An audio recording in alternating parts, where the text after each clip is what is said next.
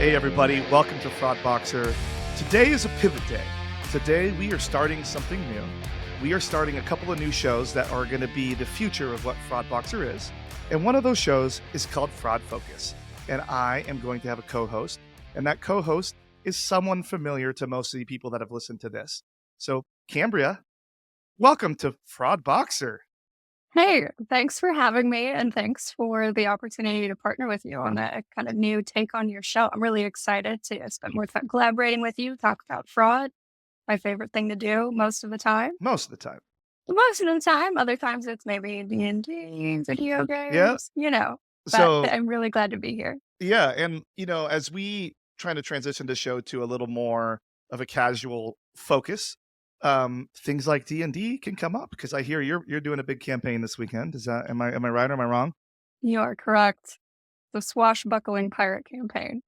Which sounds fun. A lot different because I am hosting poker night this week at Mm, my house for all the neighbors. So we got 10 dudes and the wives and kids all coming over to my okay. house Yeah. to play poker. I am still learning poker. As I was never a big poker guy, but I think I got it. I just hope for pairs of things, and then I know Yes. if Okay. I got three of something, I go all in, and that's usually There we go. That's about a it. good strat. That's a good strat. How's your poker face? Not good. Because I like to make a lot of faces, and I'm not good at hiding emotion. In case we have all noticed and Yeah, seen on the show. it's the same reason I'm not a poker guy myself. So D&D though, pirate swashbuckling, that sounds fun. How'd you get into D&D? Um, that's a good question. It's not that it's something that I have never been interested in. I just never thought of myself as a D&D player, primarily because scheduling can be really difficult and my life can be my schedule can be pretty unpredictable at times. So I never really wanted to commit to Yeah, it, deal with feeling bad for missing things or, whatever. But some really close friends of mine that I've known for most of my life actually have been playing together for a few campaigns now, I think. And they've always had someone else be the DM, which is the dungeon master, right? They're the ones yeah. who run the game, kind of set the rules, whatever. But this time, my best friend in the whole world decided to DM their own campaign, and they are DMing a home brewed, I think is the term, a Sure. home brewed campaign where they're writing the story, they're creating the setting, etc. So when they were writing the campaign kind of framework, they'd been bouncing ideas back and forth with me, assuming that I wasn't going to be playing, right? So for weeks, if not a couple of months, we would be on Marco Polo or on the phone and talking about all of these fun things that they could do, some traps they could set, some tricks they could Ooh. pull. And then the day before the campaign started, they were all tweeting back and forth about it. And I was, chiming in every once in a while with emojis or a little "Ooh, I know what's going on." And they were like, "Why don't you just also join the Oh campaign?" no, they got you. And they did. And then my friend who is DMing this campaign gave me a call and was like, "Actually, this could work because I need a first mate for the ship. Like no one else has really said that they want to Obviously. be the first mate. So it makes sense you can have a relationship with the NPC that they're playing, which is the captain of the ship. And so with all of this extra knowledge that I had about the campaign and the things that we'll be doing, it kind of makes sense. Um and I don't think I'll ever turn back. D&D is really, really fun. And it might just be the group that I'm with. Again, I've known these people for 20 years now, most of them. So Wow. So you're yeah, familiar. So, yeah. question, is Jonathan gonna be there by Is chance? Jarnathan gonna be there? We haven't had Jarnathan specifically, but we have had some Jarnathan-esque appearances Got for it. sure. There's always a You always wait couple. for him? You always wait for Jonathan to show up? Yeah, wait for Jarnathan to show up or just kind of an NPC that you get really attached to that you want there or who is Yeah, kind of like a Deus Ex Machina kind of thing. Yeah, we've had a couple of that's funny. those. So, anybody that doesn't understand that reference, go watch the D&D movie. It's amazing. I watched it on an airplane, and I was laughing hysterically. Everybody probably thought I was crazy. I had no frame of reference for D&D, so I didn't it just was a fun adventure, Mhm. and Chris Pine, like, I didn't know he kills it as a comedic actor. Like, Yeah, he couldn't have been more perfect for it, I think. yeah, it was incredible. Well, so for episode 1 of Fraud Focus, hopefully everybody likes the new intro and the new music for this specific one. Um, I like it. It was like the first one I clicked on when I was trying to pick the music, and I was sold. Like I went through like probably 30 other songs, sold on this one. So I hope everybody likes it. But we're not here to talk about D&D today. We're here to talk. Normally, we're going to talk about fraud stuff, what's going on in the fraud industry. I wanted to spin these shows out to be quicker to answer trends that are happening. So historically, just for the behind the scenes curtain, everybody on how fraud podcasting works is we would find a guest, we would set up a time. When it works for the guest, we would interview about a topic, whether that topic is hot right now or not. And then it goes into editing, and then it goes into post, and it could be a month, 2 months, sometimes shorter, but several months before something comes out. Now, that topic may or may not be relevant, and that company could have had other changes or some things that have happened in the meantime. Nothing wrong with that. We're still going to have interviews, still going to have people on. Cambria is going to be joining me for most of those interviews from here on out, so we can have other opinions, other comments being brought in. But what we wanted to do is be able to answer trends and things that are happening quick. So if something is announced today, Cambria and I can jump on the microphones, talk about it, talk about our opinions about it, talk about our thoughts on the matter, and get that content pushed out a lot quicker. It's probably going to change the release cycle for how we do the show. It's probably not going to be every 2 weeks. It's probably going to be when something's relevant or when we feel like recording. But I think that'll make those episodes a little more special. So that being said, today, one of the things that we want to talk about, especially as I see a lot of posts on LinkedIn, and I think you see them too, is burnout. A lot of people are very stressed right now. Companies are suffering financially, whether that be through sales or whether that be drop in sales or in the sales world, lack of closing deals because priorities change at companies. But it can be very disheartening, take the wind out of your sails, to keep it a pirate reference there. But we want to talk about burnout. So what are your thoughts? What do you think about burnout? How do you view it? Well, it's bad. I mean, it sucks. Like I've been at companies, like I've sat in these chairs before, and like I remember a couple of times in my life, even recently, that I'm just like, I don't want to be here today. Like I just don't have the energy to do it. Or I'm driving to work and I'm like, why do I do this to myself? Or like I wake up, seventh day in a row, getting up early, and I just wake up and I'm like, why am I a machine? Like, what is this worth to me? Like, is it worth it? Is some thoughts that go through my head a lot. So what about you? I think that trying to think. I think that might be a really good way to segue into, or where we should start is, what does burnout feel like? Because I think, and I don't think this is a bad thing necessarily, but I think maybe that term can be used a little bit too loosely. But Sure. also, people might not realize, that they are experiencing burnout, that they have experienced burnout. So maybe that, like what you've just described, like that's what burnout feels like. So in the past, when I've experienced burnout myself, where I've supported my partner through burnout or my friends Yeah. or seeing family members, what it kind of looks like and what it feels like. I think before I go a little further, I think it's important to understand that burnout feels different than depression. It is different. I And like that.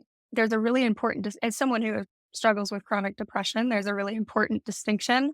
Um, Burnout, specifically as it relates to workplace burnout as well, because there's, life burnout, and that's a little bit different. The way you would handle it and manage it is a little different, right? So for workplace burnout, the way it's different from depression is if you remove yourself from your work environment, do the symptoms that Jordan described, or that I'll talk about in just a minute, do those go away? Like when you take a vacation Mm, or you have a long weekend, does all of a sudden the sun feel a little brighter, or you all of a sudden want to go play video games or go exercise again for the first time and you don't know how long? So that's a really important distinction to make. So if you're not sure, a good like option is, if you have it, take a couple of extra days of PTO, even if you don't have a trip planned, to just see how you feel when you don't have to be plugged in. So if it goes away, that's burnout instead of depression. And it's something that you have a little bit more control over and you don't necessarily need psychiatric intervention for, okay. right? So I think some of the other things outside of what Jordan described that burnout can feel like. So there's the, kind of apathy, I think is how I would summarize what you just described. There's, things that I've experienced, for example, are uncharacteristic irritability, quick to anger, anxiety, panic. I'm not really someone who's an anxious person in general, but when I've been, approaching burnout or close to burnout, all of a sudden having anxiety attacks or panic attacks. Another one is just kind of lack of interest in doing anything. Yeah. Can I ask you a question about Yeah. that specifically? Um, when you have those panic attacks or the anxiety attacks, because I'm someone that has in the past experienced anxiety, and I still get it in certain situations. Mhm. Were when those are happening to you, are they triggered by work events or are they triggered by, like, let's say someone cuts you off in traffic and then you like break down, Mhm. that sort of thing? Mhm. Where like I think usually people would refer to it as like the straw that breaks the camel's back. Yeah. But what's the trigger on those? It's been all of the above for me. Sometimes it's like there's been a time or two when, and I think maybe I should add a disclaimer. I am someone who is prone to like hyper fixating and hyper focusing on things. So, and I also have the type of perfectionism where I don't think I'm a perfectionist. So I'm prone to pushing myself to burnout. And now in my 30th year on this earth, I'm learning how to recognize it sooner. So it doesn't get out of control. So that's why I have so much experience with it, I would say. But it's been all of the above: messages at work, situations at work, not being able to get a shoe on for some reason, Wow. being constantly I driven. will say for me personally, like when I started having some anxiety issues when I moved to the Bay Area in 2017, Mhm. or no, it was 2016. It was 2016, and I remember like I was like stressed out, and I it was a new job, new city, Mm. new commute, new roommates. It was a lot of new, Mhm. and I remember when I was actually just trying to power through, like I think most people normally try to do, Mhm. and I remember I would go to Buffalo Wild Wings. My buddy Chris was the manager over there, and that's normally where I would go after work because it was like something familiar because I used to go to Buffalo Wild Wings here. And I would go and I would sit. But I remember one day I was driving there. I'm like, shit, I'm gonna have to sit. Like, I don't know if I could sit still. And that was when I was like, okay, something mentally is wrong with because like Mhm. why won't I be able to why won't I be able to sit? And I remember like for me, and like I think you just kind of touched on it a little bit, was like the ability to recognize Mhm. when something is off is so crucial to that piece of that because so many people, especially people that don't have flexibility in their jobs, will just power through.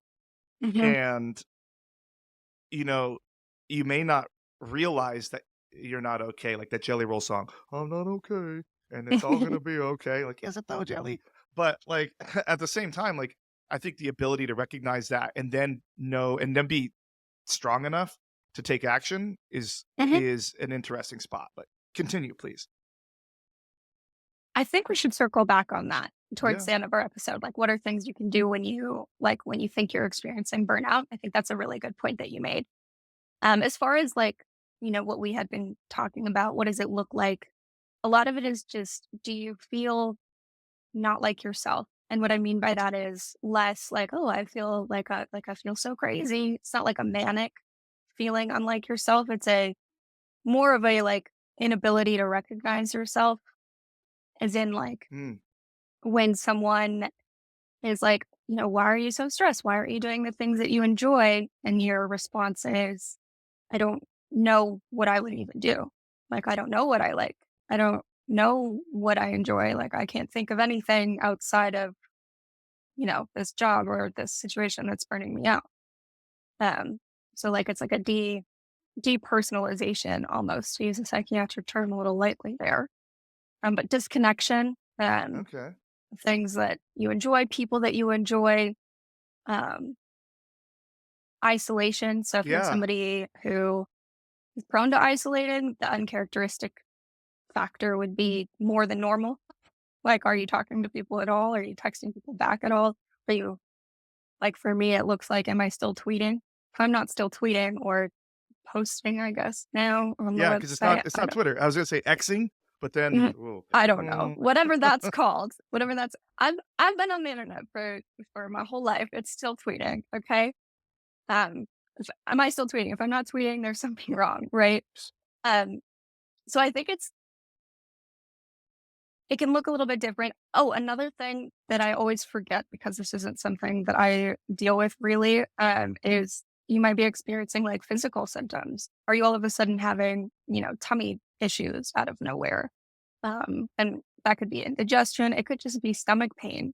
It could be heartburn. It could be headaches that you've never experienced before, or aren't prone to. Like I'm not someone who's prone to headaches usually. And if I do get a headache, it's because I had been going too ham on caffeine and took a day off, which I don't really do anymore because Yeah, I'm you get getting that old. withdrawal. Yeah, I'm getting old and I don't love caffeine You're anymore. 30. You're 30. Come on. I know that was a joke. That was the joke. So yeah, I think that's a good I think that's a good pretty non-exhaustive but solid list of what burnout could potentially look like for you. I think that's an interesting thing because for me, like when I look back on that time, and then times of the past is like I'm a pretty social person. I like to go out. I like to be social. I like to see people. I like to hang out. Um, and then I wouldn't, I would go to Buffalo or I would just go back home and I would Yeah. hide out and try and watch Netflix or something. But um, at the same time, like me, one of the things that I just even more recently, like buying this house put a tremendous amount of stress on me. Right. And like I was playing guitar like all the time before that. And then through the process of buying this house, and then up until probably just like a week ago, I hadn't even touched the damn things, which is like all that work that I'd put into trying to learn guitar, be good at guitar was just basically a wash all of a sudden because I lost the passion because I was Mhm. like so hyper focused on trying to do something. Yeah. And like, what's the point of trying to do something if you don't have some enjoyment out of it? I guess at the end of the day, which is like, Yeah. even like you and I were talking in the lobby before about video games. I'm not a big video game player, but like Mhm. I do like to play it every once in a while. I'll burn a couple hours, and I like it was really weird. I sat down on the couch the other day and I was like, I have like 3 hours to kill. What could I do? And I didn't say, let me just get lost in Assassin's Creed Odyssey, which is the one I'm back into right now, which I normally would have, I just was like, let me just basically sit for a minute, Mhm. which there was a lot of stress. Like, not like my day job doesn't have a lot of stress for the most part. Like, I have it understood pretty well. I know my role. I know my piece of my team's role, and my team is very good. I have a really good support team there. But like, there is some stress that comes with running this business, this podcast business too. Is Mhm. you can't just get into your rhythm of it has to be evolving, it has to be growing. And that's why you're here now too. But is like what's the next iteration? Because you think about a lot of and it keeps you up at night. Like those sorts of things. And I don't like Mhm. that. Usually I'm a pretty good sleeper. So for me, it's like I spent a lot of time, I guess I wouldn't call it. I never thought of it until just right now. It's like maybe I was experiencing some burnout of the show in the form that it was in that was Mhm. causing me unnecessary stress. And some of that is like getting sponsorships is kind of difficult right now. Yeah. With knowing a lot of people having a lot of money, and I would like to have sponsorships, not because like I need it to live, but like I want to have the best possible product out there. I want Yeah. I am going to start paying you now as a co-host, so there's money there. Like I need to have a steady stream of income for the show, for the business to run itself, so I can put out the best product for people to listen to, whether they like it at the end of the day. So, Definitely. And not to get all woo-woo, but for any other folks listening to this who have a Venn diagram of that and then fraud podcasts, yeah, it's all about energetic exchange. Like I think the platform that you've created with your podcast is incredibly valuable in this space. And to your point about like potentially being burned out by it, if you aren't feeling like the value that you're providing is like that there's a balance there yeah. between the trade-off. And it doesn't always have to be money, right? It's energetic. But we don't have to be So, I mean, I think that's a good point though. Is like, cause like I love creating content. I love Mhm. doing these podcasts. I love this Yeah. what we're doing right now. I Mhm. absolutely adore this. Like Mhm. just a conversation, recording. I love cutting it. I love seeing the final product. But for me, and I love all my guests. Like, don't get me wrong. Like every Mhm. person that's been on my show, I have learned so much from that. But Mhm. at the same time, I feel like that formula. Like if someone doesn't see a name they recognize Yeah. or a product that they recognize or someone they care about, I feel like it's too much of like an hour long commercial sometimes. Yeah. And like I think like everybody like careful about the people that I have on, and I love all the products. But I also want people to feel like they're having a conversation along with us. And one of the things Mm-hmm. that I think is interesting about fraud people specifically is they're more passionate about what they do than most other jobs, except for like professional athlete, because that's a different type of thing. But for the most part, or a professional artist. Mm-hmm. Um, but for fraud people, as far as like a regular 9 to 5 job, people tend to be more passionate about this than any other thing that I've ever worked in. So I want to make sure that the content I'm creating is meaningful for people that want to listen. But at the same Mm-hmm. time, I want to create. But when I feel like I'm missing the mark on that, Yeah, it wears on me. exactly. Exactly. You said something interesting about, well, I want to ask you a question Sure. first. When when you realized consciously that you'd been avoiding playing your guitar, whether Mhm. was it due to like time constraints, or were there times when you like had thought to yourself, I'm going to play my guitar this afternoon, and then you just didn't?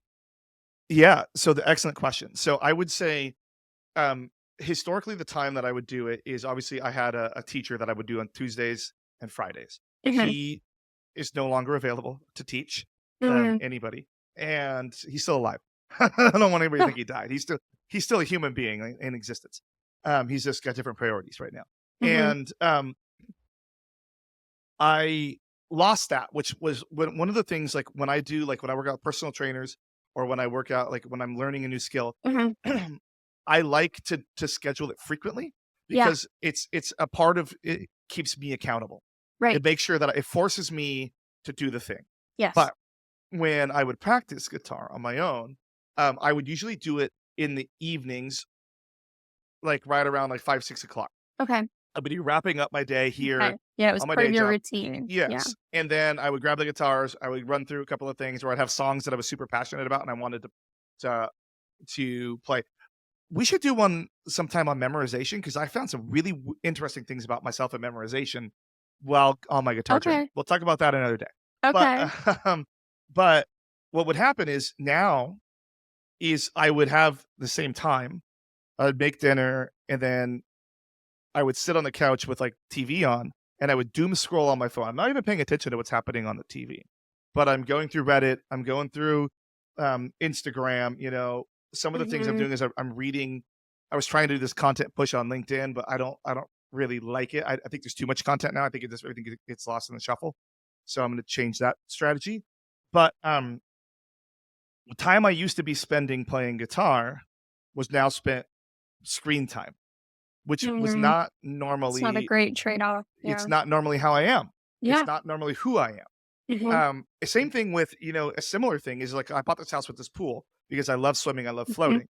And almost the exact same thing is happening with that as I was in the pool every Okay. day most of the summer, but now I don't go into the pool. I doom Hmm. scroll. Hmm. Like or I watch YouTube, Hmm. which is really weird for me, and I recognize that it's weird for me, Hmm. but I don't know what to do about it. Cambria, help me. Let's put a pin in that again. You're hitting on a really good point. Um, there's one thing that I forgot to mention that burnout feels like, and I didn't mention it because it seemed obvious, but it's like this all encompassing, like widely permeating exhaustion when you get to like stage 5 chronic burnout, constantly tired, no energy to do anything. Mm, On top of all of those things, but in addition to that, it's hard to sleep. The things that are causing your burnout are keeping you up at night.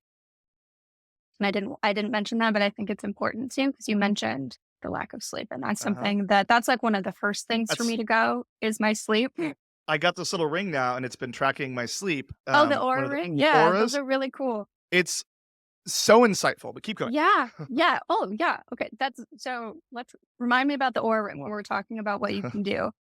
Um, so you also said something about when you moved to the Bay and how everything was like new. Mhm, And I think we can talk about maybe like the like stages of grief. Something that I do when I'm on like the up the light at the end of the tunnel. I've reached the other side of like an emotional or mental health struggle is that I learn everything about it.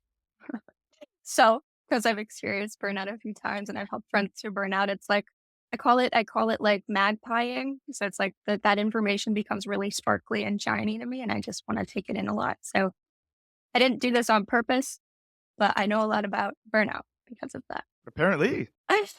So there are like stages of burnout, and it's not that like stage one isn't stress. Stage one is the stage of a lot of other experiences that you can have in your life, and that it's like the honeymoon phase. So you're doing something new, you're doing something exciting, you're doing something that's keeping you busy.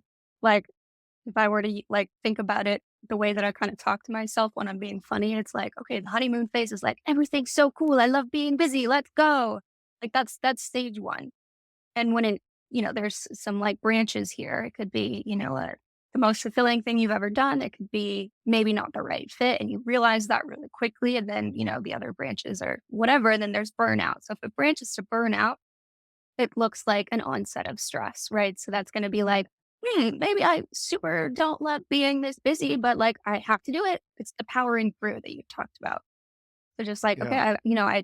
I've got to do this. I have to do this for whatever reason, whether Yep. it's because you took the job or you feel like you have to impress someone or you have like the weird brand of perfectionism that I have, um, whatever it might be. So you're powering through this like stress that you weren't expecting and might be higher than you were expecting it to be.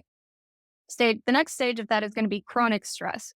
Yeah, there are periods in your life in everything that you do that are going to be more stressful than others. It's kind of like how frequently and if there are breaks in between those that you're able to like recharge sufficiently. So if that I don't love being busy, but I have to do it is ongoing for a long period of time. And there's no like definitive like parameters here. It's like, okay, I really don't love being this stretch, but I have to do it. I have to do it. I have to do Yeah. it. Like F you, I have to do it. I don't know who I am without this. I have to do it. That's usually where I start getting the headaches, like in Yeah. like the front and then down to the back. Like it feels like a neck Yeah. headache. I do Yeah. this. Oh, do My you? shoulders get stuck up here.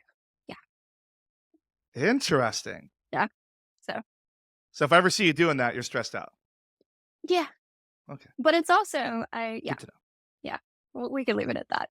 So that's the chronic stress stage, and that's still not quite burnout, but that's the stage that like will lead to you feeling burnt out eventually. If you're just going, going, going all the time, the burnout happens when you don't feel like there's anything you can do to change that. When you feel like that level of stress is inescapable. Maybe we can use this as kind of a little like an aside to talk about the things that might cause burnout, especially in the workplace. That's going to be maybe excessive workload, whether you work for Mm. someone and the workload is too high for whatever reason, or you work for yourself and you're stressing yourself out about something, whether it's resource constraints because your company recently did layoffs, like that could be one reason.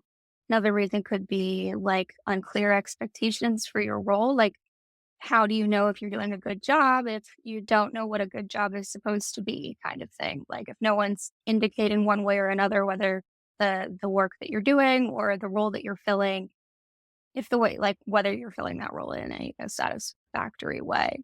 Another thing could be like feeling like there's a lack of support or communication from colleagues or leadership. It's all of these things are reinforcing that like I have to do it, I have to do it, I have to do it by myself.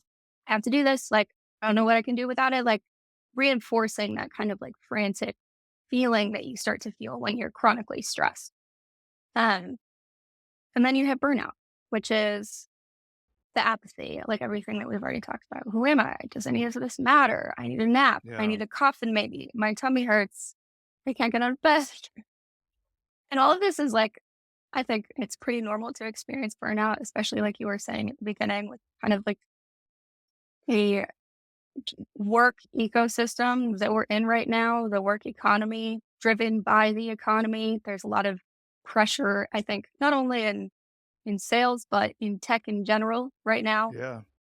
for a lot of different reasons. But I'm not an economist and I won't I won't bother you with my anecdotal opinions on that.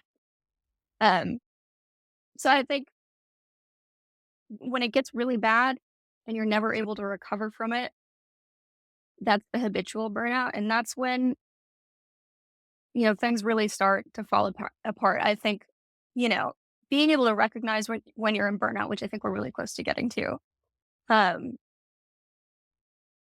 when it's like newer and still kind of like a fresh burnout or you've just hit burnout, being able to recognize that is really important because you can still kind of keep it together and pivot and like recover from that if you do a few things. And if those things work, but if it's chronic, up when, things start to fall apart, maybe you're missing deadlines, maybe you're Mm. missing meetings, maybe you're missing phone calls or canceling stuff. Like, maybe your relationships are falling apart. Maybe it's not impacting your work at all, but the rest of your life is falling apart.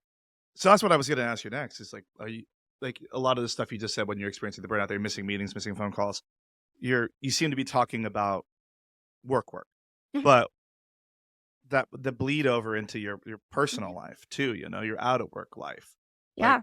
this. I mean, do you would you see that there? Because I think what you talked about earlier when you said, if you have if you have the option to take a couple of PTO days and see if like that stress load evaporates, Mhm. then you have a clear idea. I think for me personally, it's different now on the level that I'm at my company now, because I can take those days and I Mhm. can choose to not have to Yeah. worry about it. But like historically, like when I was the IC, the individual contributor in the role, Yeah. like I could take time off, but at the same time I couldn't. So Mhm. it was always front of mind. Like, Mhm. I still have to manage the fraud, I still have to manage the queue, those sorts of things. So there never really is, and I'm still guilty. Like a couple of years ago, about a year and a half now, I took a cruise. I did the Emo's Not Dead cruise, and I had the Wi-Fi package. And even though I'm supposed to be unplugged for the 5 days, I I still was checking in constantly while I'm sitting at the bar, while I'm Yeah. watching the bands. How's everything going, guys? What do we need?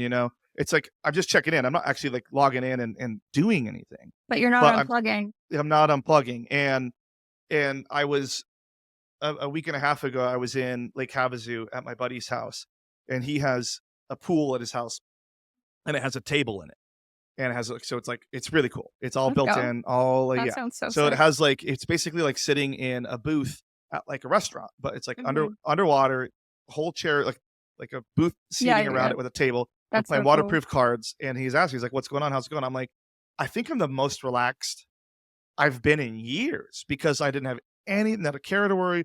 The right buzz going. The water was good. The cards were fun, except for he plays too many games too fast. I had to teach him how to take a break between games. Um, but like it was such a difference in like my mental Mhm. situation between when I was on vacation on a cruise ship versus on vacation at my Yeah. buddy's house in his pool.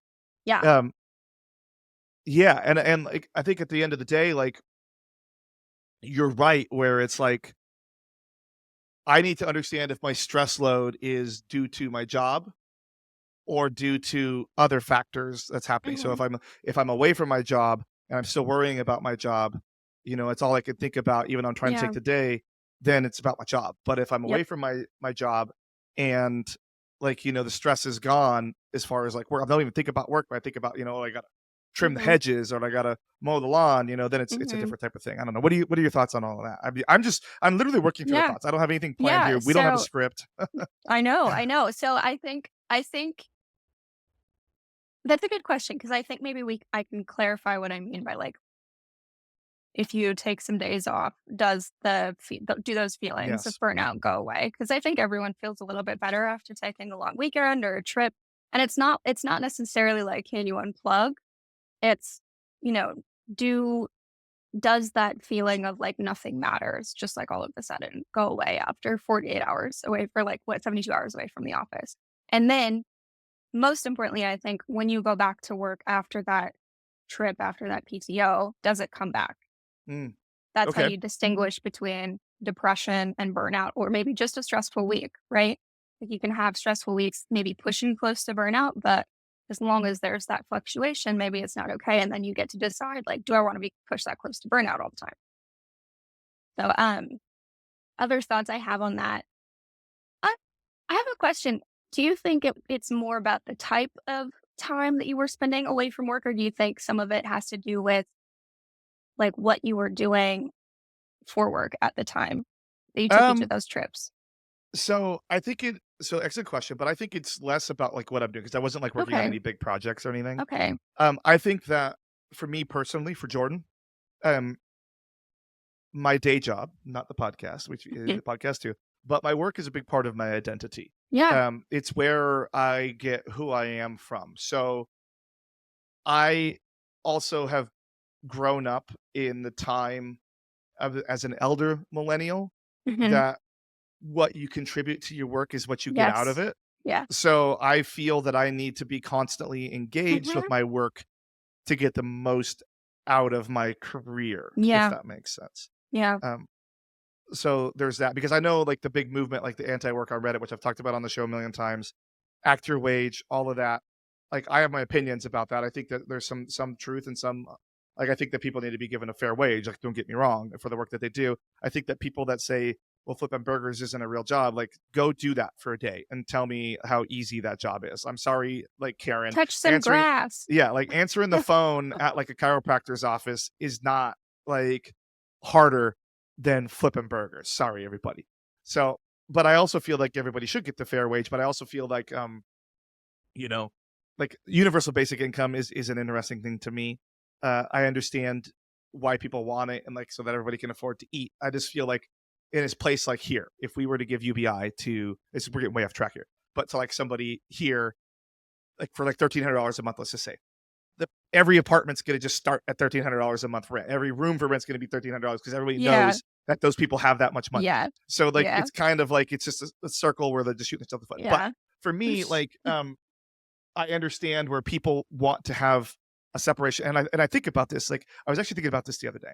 So when I worked for the call centers, when I worked for like Mhm. Netflix, Apple, Yeah. T-Mobile, um, one of the things that was really cool was when I clocked out, I was done. I didn't think about that job or have any responsibilities with that job until Mhm. I went back. Now I Yep. have 24/7 responsibility. If something Mhm. blows up, I got to be there ready to go, Yep. and like there is some comfort in like these people that work these types of jobs that are on the anti-work. Usually when they clock out, they're done. Like they Mhm. don't have to worry about it anymore. And some of the reason that I feel like I get a little more money is not the money to be there when it's working right, but the money to be available and know what to do when it's not working Mm, right. mhm. So that's where I'm at with that. But Yeah. to bring it full circle, work is so much my identity and Yeah. so much about who I am that like I feel a crushing weight, I guess, of I have to make sure that I'm always It's like relevant, an always doing obligation. Yeah. the right Yeah. thing, and that I'm always present Mm, in my job. mhm. Um, and that could lead, I think, for me, I experience burnout typically more when I have a bad boss, which I don't. I have a great boss right Mhm. now. I also experience burnout when I don't align with my company's Yeah. vision. Yep. So if I feel like I'm not part of something that I support or Mm, am in line with, that can cause friction too if I don't have super strong absolutely. leadership. So yeah, Absolutely. what are your thoughts on all that? Let's see where to start. You just put a lot of pebbles in I there did a for Jordan me. right there and just Yeah, went on. yeah. Went, I I do just the I same thing. I do That's the how my same thing. thoughts work in my head. Just so everybody knows, that's how It's my like mind is they do working all the this. time. Yeah. Yeah. I tried to explain it to my partner yesterday. When I have a thought, as soon as it like solidifies, it's like a droplet hitting the pavement. It does that, Yeah. right? That's a good way to put it. That's a good analogy. Yeah, I like like I've that. been Like, I like trying that a lot. I like to think about the way that I think a lot, and I've been trying to put it into words for weeks. It's like I've just been doing this when I'm like, yeah, my thoughts go like this. It's like, well, so do everyone else's kind of. But it's like I'll have a thought, and then as soon as it crystallizes, it becomes an infinite number of other thoughts. So I'm with you. I'm with you. I think maybe let's avoid UBI and not get political. Yeah. Yeah. I love Yeah. the idea of it because that means that you can get paid to do art. If you wanted to Yeah. do art and not have to worry about getting on True. Twitter and having an Etsy and making sure people will buy your art. I think Or that's having a really cool. podcast to make sure But people listen to it so you can get yeah, sponsorships. yeah, but fundamentally we don't have a system that supports it. So like whatever. Would it be awesome? Absolutely. Does it I does think it the way work? that, like, not to get political, but to get a little political, the only way that UBI works is with strong rent control. Yeah. Period.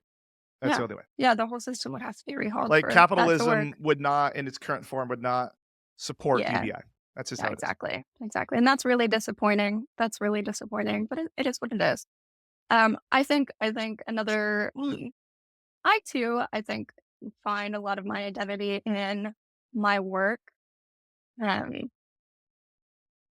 in recent years, I think less so than before, Mm. and I think that's just as I've been working through some mental health stuff in general.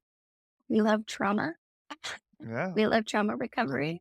And not to say that I think it was wrong that I was so, well, not to say that I think it's wrong in general to find a lot of pride and identity in your work. I just don't think that it's something that works for me very well anymore. Like it works for, like it works for you, but it's something that doesn't feel important to me anymore. Yeah. So just a little bit of a, I And think, that's fair difference, enough, right? Yeah. but yeah, and that's totally it's also why you're sitting across from me these days is Yeah. I need someone that doesn't just agree with me all the time. And I think there's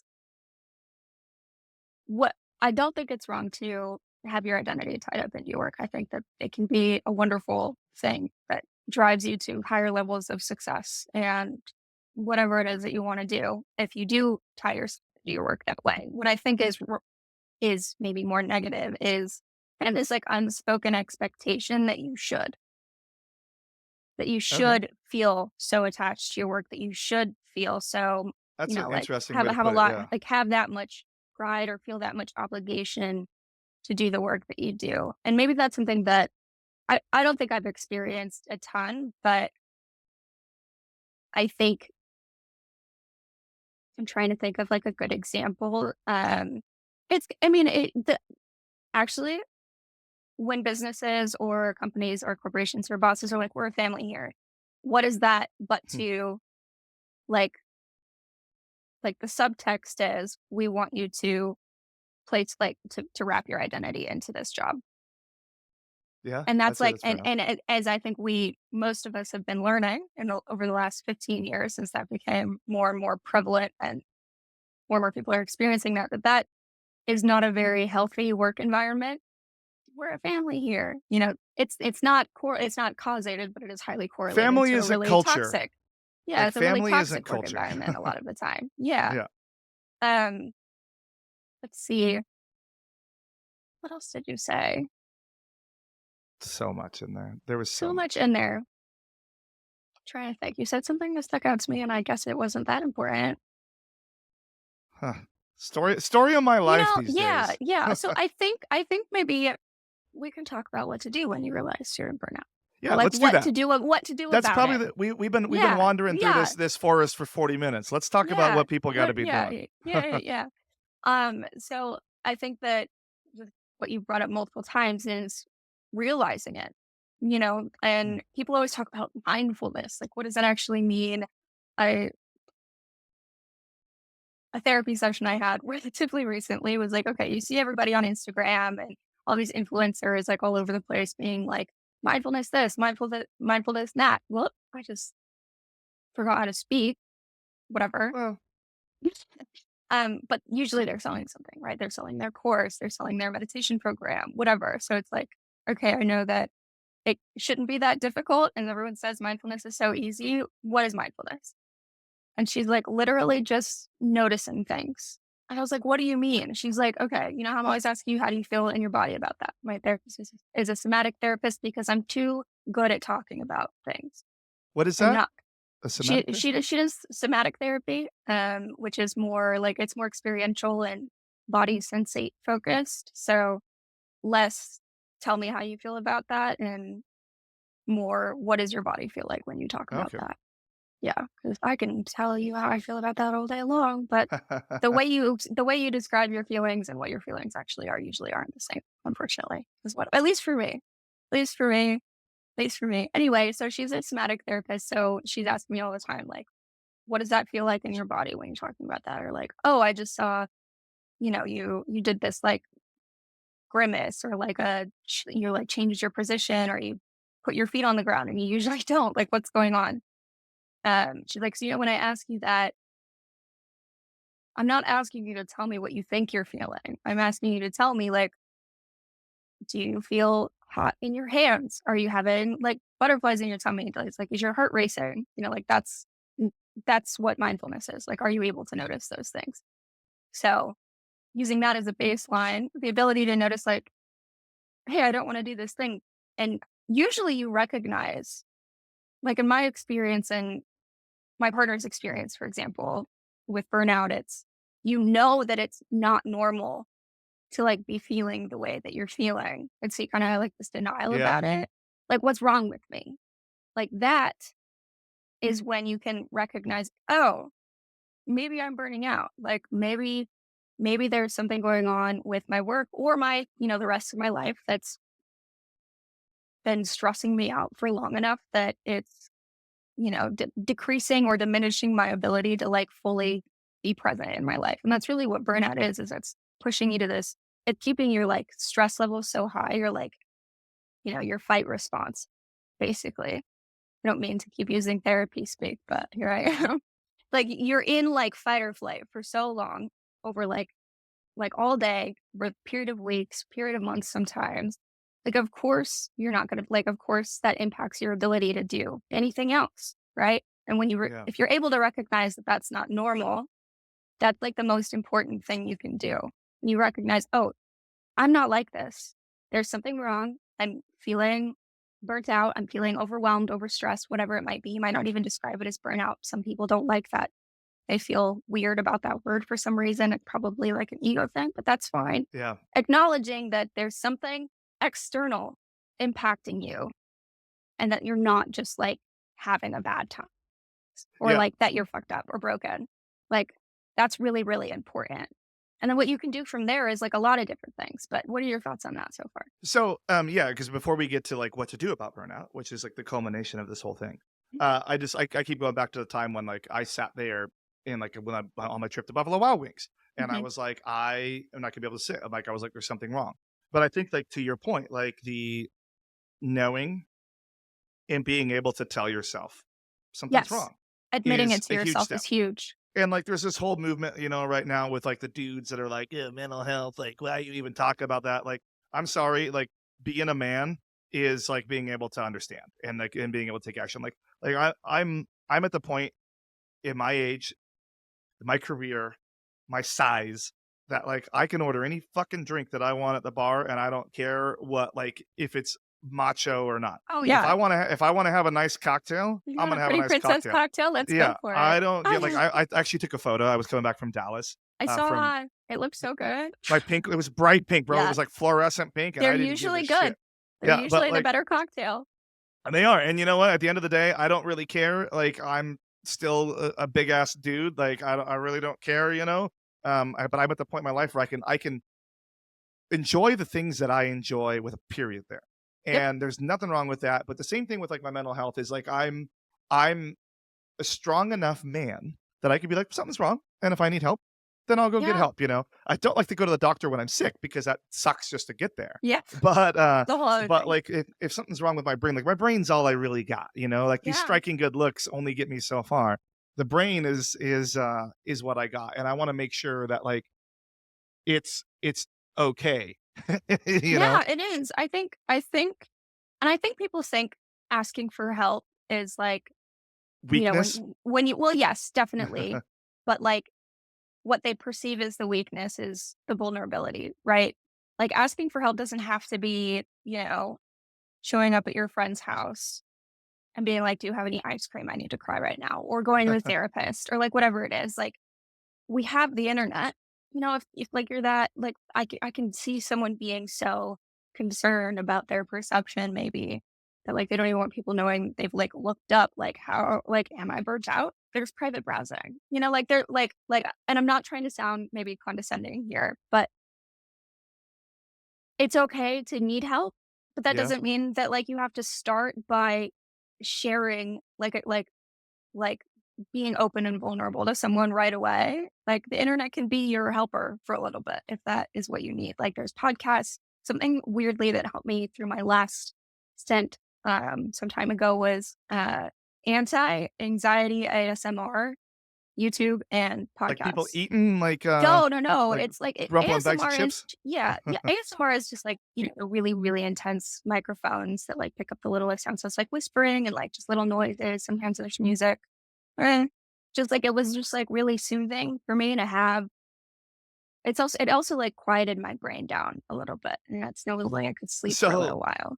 I use when I have to like focus, I Mhm. actually put on Lo-Fi Girl, Yeah. Oh, I the love that YouTube. playlist. Yeah. I just put that on, and then that is like the background elevator music Yeah. for like when I got to do numbers, like if I have to Mm. do big spreadsheets or something, or a ton of like something, I Mhm. always just put that on, and it quiets all the noise in my Yeah. head down just enough that Exactly. I can get what I need to get done. So keep going Exactly. though, like to keep Yeah. them So more because I this think is actually what I'm yeah. saying is that like one of the best things you can do is ask for help, but you can also help yourself, I think is what I'm trying to say and didn't say as well as I should have the first time because like when you realize you're burnt out, I think the first few things you should do are if you're comfortable, ask for help. If you're not comfortable asking for help, take like 10 minutes Mm, and like commit to yourself to sit down and either write down or at least just think about the things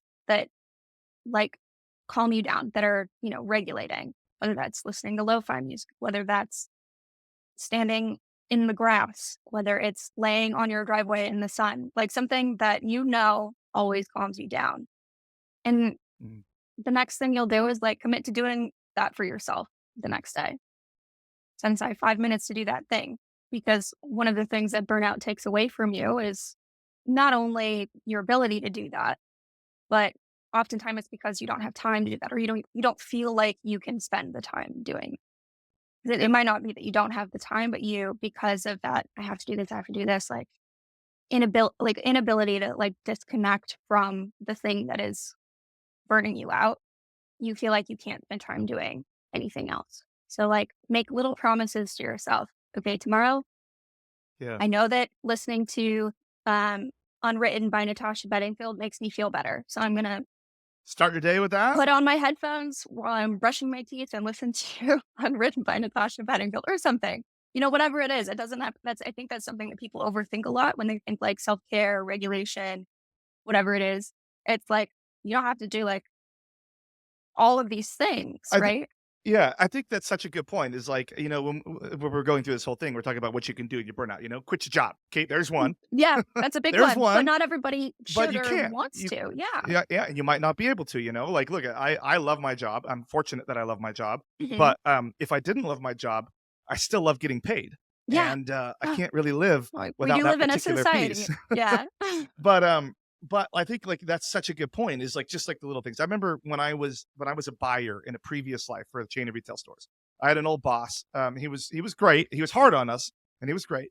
But he said, when I feel overwhelmed, and like I think that's a good spot for a lot of people to start. Is if you're feeling Yeah. overwhelmed. Yeah, most Um, people can recognize that. Mhm. he's like, I have in my head floating around all of these things that I have to do. And he's like, the only thing that I do, he's like, I ignore everything that's floating. He's like, I just grab one thing and I pull it down and I just focus on that. He's Mhm. like, and that's it. He's like, I don't give a shit about anything else up there. He's like, I Mhm. just focus on that one thing. And I have my list and I look at my list, like my to-do list. It's always on the side Mhm. of my screen. It has both my day job stuff, my podcast stuff, and my personal life stuff that I have to do, whether it be like call Spectrum and cancel the internet, that sort of thing. Mhm. Like, but at the same time, it's like I just grab one thing off that list Yep. and I ignore the rest of the list and I get it done. But I think for to your point is like to fight burnout, you don't have to just go to therapy. You just have to I think that's such a good way to put it as like if you got something that brings you joy, do the thing that brings you joy and then focus on that and then kind of forget Yeah, about like that can melt be where away you for a minute, start. Yeah, that could be where you start because I think one of the things that exacerbates burnout is that feeling of like, I can't spend time doing anything other than the thing that's burning me out. So if you can break that like cycle, break that pattern, that thought pattern, interrupt it, even if it's like for me to interrupt it because I have a tendency to ruminate. A skill I developed recently, which was a lot harder than it sounds when I say it. But verbally interrupting my thought spirals, Mm, that could be really helpful. Like when you start to say, "Oh, I don't like." Some people might even it might sound like, "Oh, I don't deserve to do the thing that I enjoy because I still have this work to do." Like that's what it might sound like. Like for me, it was like, "You deserve to enjoy your life. Like you deserve to go play with your Legos." That's something that like uh, that was the thing that I chose to do most recently. really? was like, it was like, 'cause my therapist suggested like, what brings you joy? And I was at that place that I was like, I don't know. Like, I don't know. She's like, okay, well, what do kids enjoy? Her point was like that playfulness that we tend to lose in general as we, grow up, pick on careers, build a family. We lose some playfulness that I think is, and she especially, this is kind of like one of her core tenets, that like playfulness in life is kind of a foundational aspect to being like a mentally healthy person. She's like, okay, what do kids enjoy? And I was like, Legos for sure. And she's like, okay, do you have any Legos? I was like, actually, yeah. I got Legos from my brothers for my birthday several years ago and only recently put those together. I don't know, like sometime last year. I don't know. But ever since then, I'm just like constantly getting Lego sets in the mail for my family, which I think is really sweet. But Huh. yeah, several months ago when I was, at this stage, she's like, do you have any Legos? And I was like, I do. So I made that promise to myself. I was like, okay, tonight when I get home, or maybe tomorrow, if I'm feeling too tired tonight, I won't do it. But if I get home, get off work tomorrow, I'm going to build these Legos. And that was, it was like the kindling for like my recovery. So it was, I've always loved doing Legos, but where I was mentally with that in the stage of that burnout, I couldn't remember it. Yeah. Like I'd lost that. That's what I'm talking about when like you kind of lose your sense of self. But Yeah. And doing that's it, where going we through come that back. Yeah. motion is can be like one of the most important things to do for yourself is reminding yourself that like you do like things that aren't your job or that aren't the thing that are burning you out. Like there are things that make you feel good about breathing. Not to wax poetic there, but That's good. Well, everybody, that was a fun, a little adventure there. I think for me, talking about like I always talk and talking about these sorts of things is my release. I feel better after talking, and I know I feel better already. But I also it reminds myself mentally after this conversation that like I still do listen to my body, even though I haven't been playing guitar. Well, I did. I started picking it up last week again. there Wrote you a go. song. So I just got to memorize a song, which we'll talk about memorization. I love And it. I'll, and, I and grew I'll up tell you playing what my instruments. doctor Yeah. told me about memorization too. Ooh, I'll tell you, yeah, it's very cool. interesting. Very cool. But thank you for joining me for your pilot episode. Even though we didn't talk a whole lot about fraud, we were fraud adjacent because our Yeah. jobs are both in fraud. But can't wait to do more of these with you and see where we Yeah. go. Yeah. Can I leave them with some parting thoughts that are Absolutely. relatively succinct? Okay. So I talked a lot about the poetic aspect of what you can do for yourself.